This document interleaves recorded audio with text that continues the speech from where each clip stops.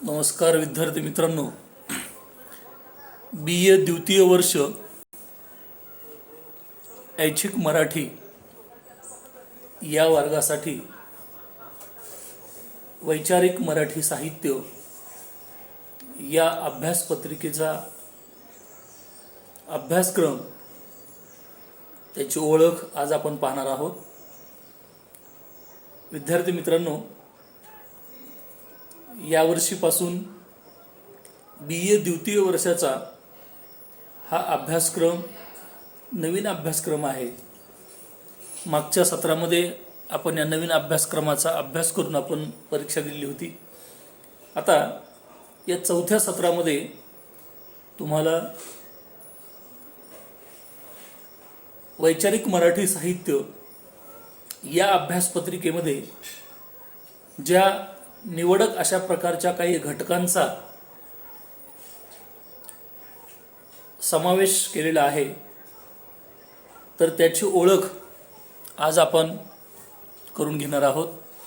बी ए द्वितीय वर्ष ऐच्छिक मराठीच्या विद्यार्थ्यांनी काळजीपूर्वक या अभ्यासक्रमाचा परिचय आपण पहिल्यांदा समजून घ्या.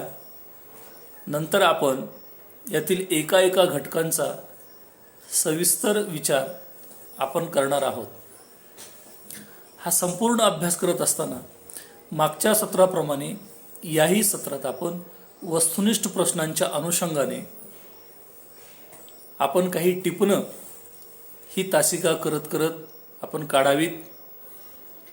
या घटकांचा विचार केल्यानंतर मीही तुम्हाला काही वस्तुनिष्ठ प्रश्न पाठवणार आहेच, पण त्या घटकानुसार आपणही आपला हा तास करत करत आपण काही महत्त्वाचे वस्तुनिष्ठ प्रश्न जो आहेत तर त्याची टिपणं सर्वांनी काढा.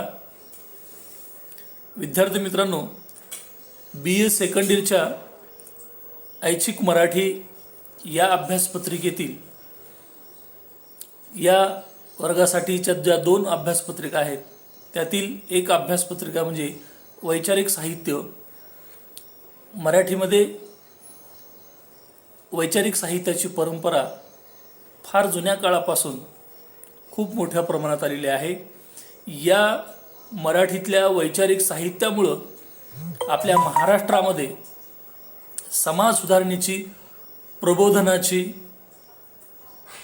जी काही चळवळ आहे तर ती मोठ्या प्रमाणात रुजलेली आपल्याला दिसून येते.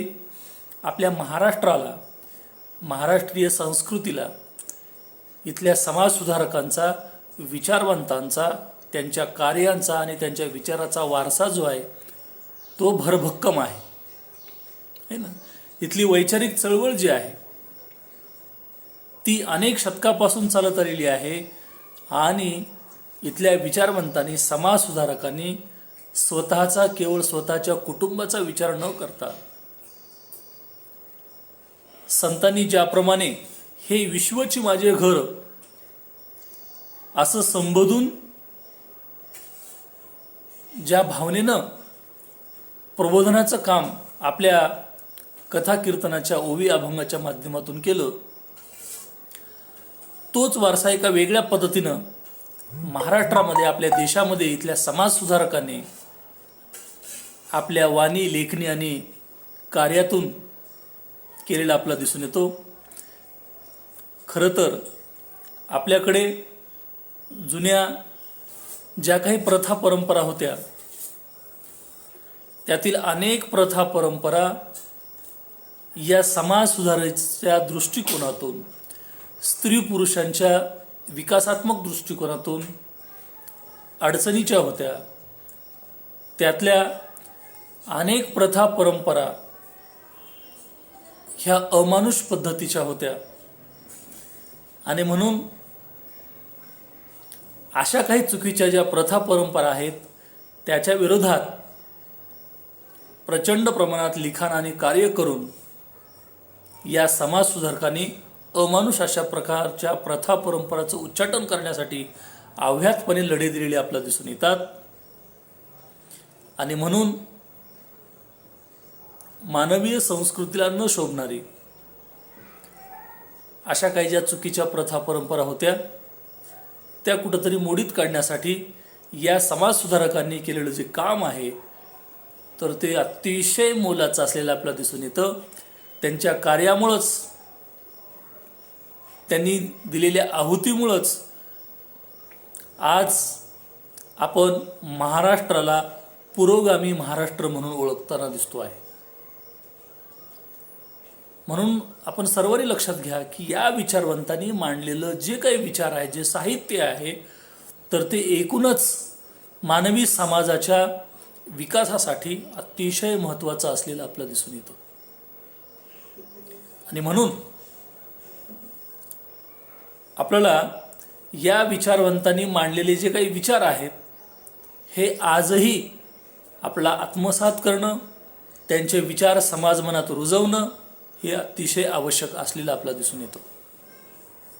म्हणून अशा काही महनीय व्यक्तींचा, विचारवंतांच्या कार्याचा आढावा आपला घेता यावा, त्यांचे विचार आणि कार्य समजून घेता यावे, त्यांचा वारसा आपल्याला पुढच्या पिढीला देता यावा, या दृष्टिकोनातून वैचारिक मराठी साहित्य या अभ्यासपत्रिकेमध्ये वेगवेगळ्या प्रकारच्या 8 घटकांचा विचार आपल्याला करायचा आहे.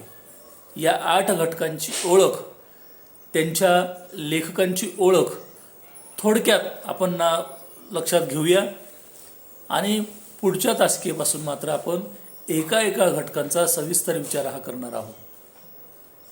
विद्यार्थी मित्रांनो, वैचारिक मराठी साहित्य या अभ्यासपत्रिकेमध्ये पहिला जो घटक आहे त्याचं नाव आहे ज्ञान हाच पराक्रम. ज्ञान हाच पराक्रम हा जो आपल्या अभ्यासपत्रिकेतला पहिला घटक आहे. या पाठाचे लेखक आहेत लोकहितवादी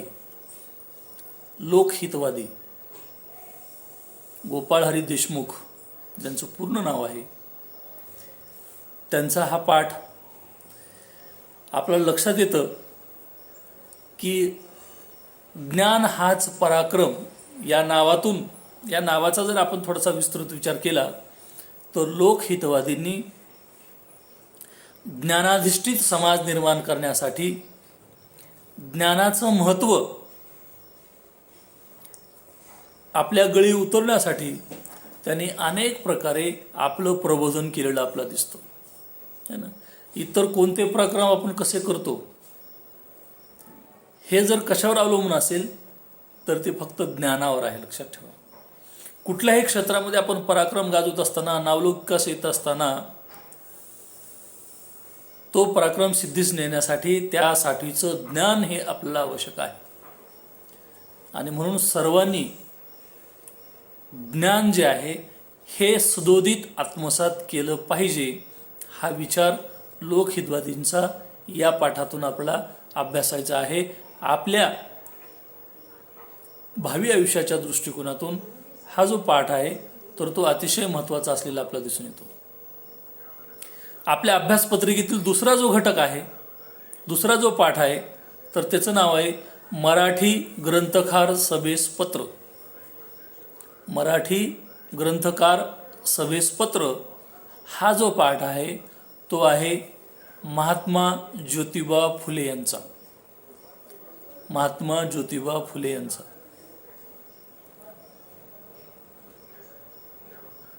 मराठी ग्रंथकार सभेचं आयोजन केल्यानंतर त्या सभेला येण्यासाठी जे पत्र न्यायमूर्ती रानडेंनी महात्मा फुलेला पाठवलं होतं, त्यावेळेस महात्मा फुलेंनी या ग्रंथकार सभेला जे पत्र पाठवलेलं होतं ते पत्र अतिशय महत्त्वाचं म्हणून आपल्याला लक्षात घेता येईल. विद्यार्थी मित्रांनो, की या पत्राच्या अनुषंगानं महात्मा फुलेंनी या ग्रंथकार सभेस जे जे काही आपले विचार किंवा जे जे काही आपलं म्हणणं आहे जे सादर केलेलं आहे तर ते एकूणच समाजाच्या दृष्टिकोनातून आपल्याला लक्षात घेता येईल. महात्मा फुले यांचा परिचय आपल्याला ज्ञात आहेच, तरी आपण त्यांचा घटक पाहताना आपण तो लक्षात घेऊया. महात्मा फुलेंनी आपलं माहीत आहे की बहुजनांसाठी शिक्षणाची जी चळवळ निर्माण केली, विशेषतः मुलींच्या शिक्षणासाठी जी चळवळ निर्माण केली, अस्पृश्यासाठी त्यांचं केलेलं जे काम आहे तर ते कितीतरी महत्त्वाचं अशा प्रकारचं आपलं दिसतो. महात्मा फुलेंनी स्थापन केलेला सत्यशोधक समाज जो आहे, या समाजाला खऱ्या अर्थानं पुढे घेऊन जाण्याचं काम एक डोळस पद्धतीनं एक कर्ते सुधारक म्हणून महात्मा फुलेंनी केलेला आहे. तर त्यांचा मराठी ग्रंथकार सभेसपत्र हा पाठ आपण अभ्यासणार आहोत. आपला तिसरा घटक आहे जशी स्त्री तसेच पुरुष. कुणाचा असेल वर पाठ हा? स्त्री पुरुष तुलना या पाठातला, या ग्रंथातला हा पाठ किंवा उतारा आहे. स्त्री पुरुष तुलना हा ग्रंथ कुणाचा आहे? हां, ताराबाई शिंदे यांचा. ताराबाई शिंदे यांचा स्त्री पुरुष तुलना हा एक दीर्घ निबंधपर अशा प्रकारचा जो वैचारिक ग्रंथ आहे. आकाराने जरी छोटा असला तो, तर विचाराने फार मोठा आहे तो ग्रंथ, लक्षात ठेवा. फार महनीय व्यक्तीने तो नावाजलेला ग्रंथ आहे आणि अतिशय पोटतिडकीनं ताराबाई शिंदे यांनी स्त्रियांची बाजू जी आहे या ग्रंथामध्ये मांडलेली आपल्याला दिसून येते आहे. जशी स्त्री तशीच पुरुष. हा स्त्री पुरुष तुलनात्मक आढावा जो आहे, स्त्रियावर सतत होणाऱ्या अन्याय अत्याचाराला वाचा फोडण्याचं काम या ग्रंथाच्या माध्यमातून ताराबाई शिंदे यांनी करून दिलेला आहे. अतिशय सुंदर अशा प्रकारचा हा पाठ आहे. मूळ स्त्री पुरुष तुलना हा ग्रंथसुद्धा आपण सर्वांनी वाचावा. त्यातलाच हा उतारा आपण अभ्यासणार आहोत. 4 नंबरचा जो पाठ आहे, महापुराच्या वेळी सहाय्य करणाऱ्यांचा गौरव. पाठाचं नावच आहे महापुराच्या वेळी सहाय्य करणाऱ्यांचा गौरव. या पाठाचे लेखक आहेत महाराज सयाजीराव गायकवाड. महाराज सयाजीराव गायकवाड यांचा हा पाठ आहे. ज्यावेळेला महाराज सयाजीराव गायकवाड हे युरोपात होते, त्यावेळेला इकडं आलेला जो महापूर आहे, या महापुरात बघा 1000-1200च्या वर पहिल्या झटक्यात लोकांचे बळी गेले. महाभयंकर अशा प्रकारचा तो पूर होता. अनेकांनी आपल्या प्राणाची आहुती देऊन यामध्ये लोकांची प्राणहानी थांबवण्यासाठी प्रयत्न केले, लोकांची वित्तहानी थांबवण्यासाठी प्रयत्न केले. अशा महनीय शूरवीर पराक्रमी व्यक्तींचा, वीरांचा गौरव करणारा, मांडणारा हा पाठ जो आहे तर तो अतिशय महत्त्वाचा आहे. महाराज सयाजीराव गायकवाड हे किती दूरदृष्टीचे होते तर हे आपल्याला या पाठाच्या माध्यमातून सहजपणे लक्षात घेता येतं. ठीक आहे. यानंतरचा पाठ आहे आई नावाचा. आई. बघा, जगात सर्वश्रेष्ठ दैवत जर कोणतं मानलं जातं तर ते म्हणजे आपली आई आहे. आई हा पाठ प्रबोधनकार ठाकरे यांनी मांडलेला आहे. प्रबोधनकार ठाकरे है ना. या प्रबोधनकार ठाकरे यांच्यावर त्यांच्या आजी आणि आईचा प्रचंड प्रभाव होता. त्यांना घडवण्याचं काम त्यांच्या आई आणि आजीनं भरपूर प्रमाणात केलेलं आहे. म्हणून या आईची महती, आईचं गुणगान आहे ना, प्रबोधनकार ठाकरे यांनी मांडलेलं आहे. वैचारिक साहित्य परंपरेतले, वैचारिक चळवळीतले एक फार मोठं नाव म्हणजे प्रबोधनकार ठाकरे. पहा, विचारवंत किती जरी विचारानं टणक जरी असला तर त्याच्याही ठिकाणी एक भावनेचं हृदय असतं. आणि म्हणून आपल्या आईविषयीच्या, आईप्रतीच्या भावना ज्या आहेत प्रबोधनकार ठाकरे यांनी ज्या पाठात मांडल्यात तर ते आपल्याला समजून घ्यायचं आहे. त्यानंतर पुढचा पाठ आहे आपला खरे आव्हान विचारांचे. 6 नंबरचा जो पाठ आहे खरे आव्हान विचारांचे. या पाठाचे लेखक आहेत कॉम्रेड गोविंदराव पानसरे. कॉम्रेड गोविंदराव पानसरे यांचा खरे आव्हान विचारांचे. लक्षात घ्या, अतिशय कर्ता अशा प्रकारचा सुधारक, तळमळीचा विचारवंत, हाडाचा कार्यकर्ता म्हणून गोविंदराव पानसरे यांची ओळख संपूर्ण महाराष्ट्राला, देशाला असलेली आपल्याला दिसून येते. गोविंदराव पानसरे यांचे जे विचार आहेत हे खरंच आपलं आत्मसात करणं आवश्यक आहे. तर ते आपण त्यांच्या खरे आव्हान विचारांचे या वैचारिक घटकाच्या आधारे आपण समजून घेणार आहोत. त्यानंतर पुढचा जो पाठ आहे निर्वाण, मोक्ष, मुक्ती, स्वातंत्र्य. निर्वाण, मोक्ष, मुक्ती, स्वातंत्र्य हा शरद पाटील यांचा पाठ आहे. हा पाठ आपलं समजून घेणं फार मार्मिकपणानं लक्षात घ्यायचं आपलं आहे ना. बघा, त्याच्या पाठाचं नाव निर्वाण, मोक्ष, मुक्ती आणि स्वातंत्र्य. या शरद पाटील एक महाराष्ट्रातलं फार मोठं वैचारिक परंपरेतलं नाव आहे, लक्षात ठेवा. त्यांनी लिहिलेली जी ग्रंथसंपदा आहे ना, या मानवी समाजाच्या उत्थानासाठी, प्रगतीसाठी अतिशय महत्त्वाचे असलेले आपल्याला दिसून येते. त्यांचा हा पाठ जो आहे तर तो आपण समजून घेणार आहोत. त्यानंतर आपल्या वैचारिक मराठी साहित्य या अभ्यासपत्रिकेतील शेवटचा 8वा जो घटक आहे त्याचं नाव आहे साहित्याचे सौंदर्य आणि सौंदर्याची संस्कृती. साहित्याचे सौंदर्य आणि सौंदर्याची संस्कृती हा डॉक्टर यशवंत मनोहर यांचा हा पाठ आपण साहित्याच्या संदर्भात समजून घेणार आहोत. साहित्याचं सौंदर्यशास्त्र काय असतं, आपल्या संस्कृतीचं सौंदर्य काय आहे ना, साहित्याला सौंदर्याची जोड ही कशी असते, साहित्याचं सौंदर्यशास्त्र काय असतं, आणि त्यामुळं खऱ्या अर्थानं जी साहित्याची नाविन्यता आहे ना, तर ती आपल्याला समजून घेता येते. डॉक्टर यशवंत मनोहर यांचा हा पाठ आपण लक्षात घेणार आहोत. विद्यार्थी मित्रांनो, अशा पद्धतीचे हे 8 घटक जे आहेत हे वैचारिक मराठी साहित्य या अभ्यासपत्रिकेमध्ये विद्यापीठानं आपल्याला समाविष्ट केलेले आहेत. या 8ही घटकांचा सविस्तर विचार आपण या पुढच्या एका तासिकेमध्ये करणार आहोत. तोपर्यंत हा अभ्यासक्रम आपण सर्वांनी तो लक्षात घ्यावा. ठीक.